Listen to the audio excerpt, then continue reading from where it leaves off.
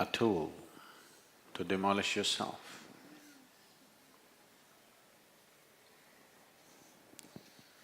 A tool to destroy your intentions, your visions, your dreams, so that you become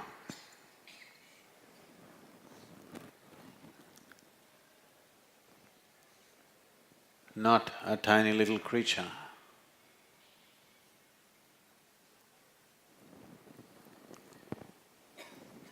so that you become a nameless little creature in this cosmos, but you become the very hand of the Divine.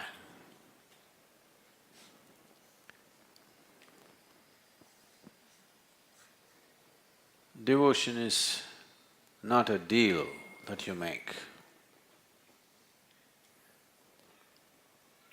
Too much deal-making is happening in the name of devotion. Deal-makers and devotees are two different people. One belongs to the marketplace, another belongs to the Divine. They're two different worlds altogether.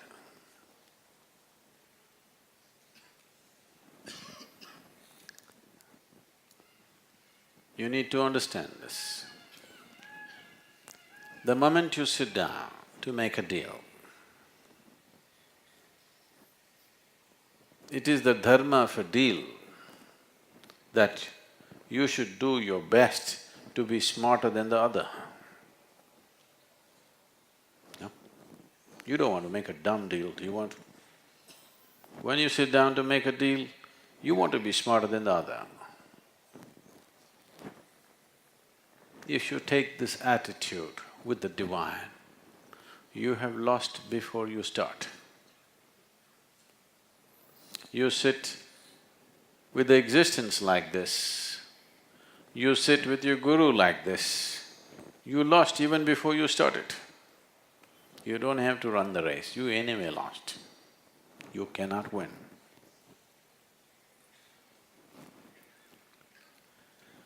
Because the very fundamental purpose has been defeated. And now what? So don't lose out on the tremendous power of devotion because you have a stupid deal in your head. What can you ask? What kind of deal can you make with the creation and the Creator? Only a dumb deal, because you do not know what possibility the cosmos holds. You only know the little nonsense that you have experienced in your life. If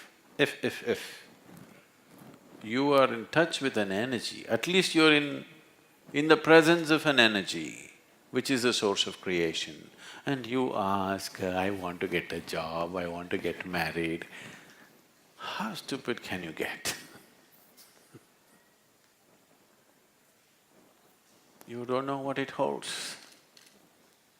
Isn't it best, do whatever you want with me? If you found contact, isn't it best to leave it to the source of creation, do whatever you want with me? No, get me a job, I want increment, I want promotion. Oh my God, don't do that to yourself. If at any time you find yourself in the presence of something which seems to be larger than you in some context, that's a time you don't try to make a deal, just shut up and be. Just see how you can receive. So that's devotion, that you understand becoming the hand of the Divine is a far bigger possibility than making a deal, however big the deal seems to be in your head. Deals and deals always going on, everywhere. With life and death, deals are going on.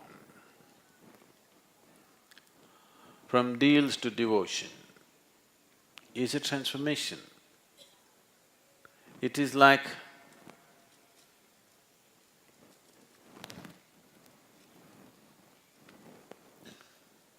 if I give you filth, will you give me something fragrant and wonderful? No. If I give you filth, you will want to give me more filth.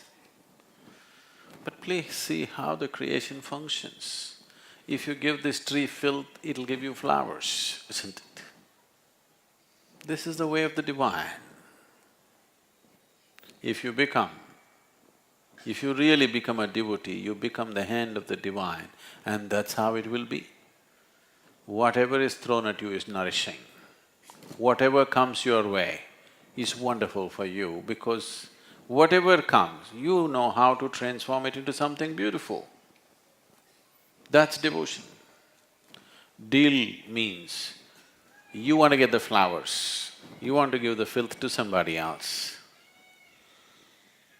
If you do that deal, after that, you will get excluded, isn't it?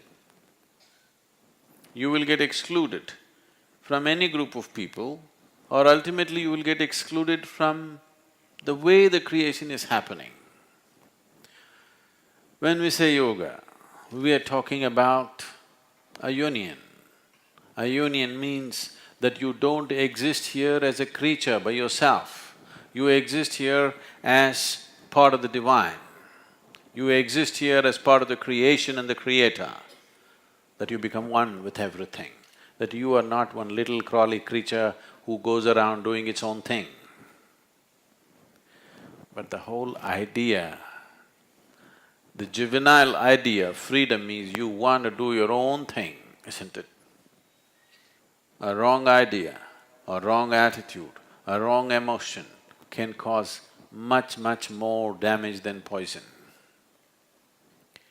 So this is why asatoma sadgamaya, asatoma… Sadhguru, already I said it. No, you must tell it every moment of your life. Every moment of your life, this is the journey, that you're moving from untruth to truth. Otherwise, what is not true can be made to look true in your mind. Once you make untruth into truth in your mind, then that untruth will poison the very way you exist. Then you wonder why suffering is coming in search of you. Well, it's bound to. How else will it? If it doesn't come, that means my life has failed. Suffering must come if you're doing the wrong things, isn't it? Someone very carefully went up the tree. Another fool tried to run up and fell down. If nothing happens to him, the one who has the skill to climb up is a fool, isn't it? Yes or no? No? It is so, isn't it? One who has paid attention, one who has taken care to acquire the necessary skill to do something in a proper way, if him and a fool who has not paid any attention to anything happens the same way, then the man who paid attention to all these things is a fool, isn't it? So, I'm not really against suffering. It's my wish that you should not suffer. But if you're stupid and you want to do idiotic things to yourself, you must suffer, because only if suffering comes, you will stop doing stupid things. Suppose… do you see, suppose you have a wound which is drying up, you want to… Pandringdani? Pandringdani?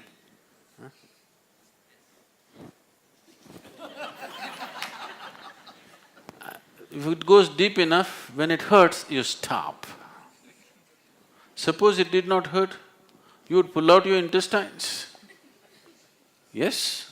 Do not underestimate yourself. If there was really no pain in your body, as you sit in the satsang, You know, like how you blow chewing gum, you blow your lungs out to show me how big a lungs you got. Yes, you would do. Do not underestimate yourself. Do not underestimate your own stupidity. If somebody is doing something else to make your impression, you'll take your intestines and… Because if you as much as touch it with a pin, it hurts so badly.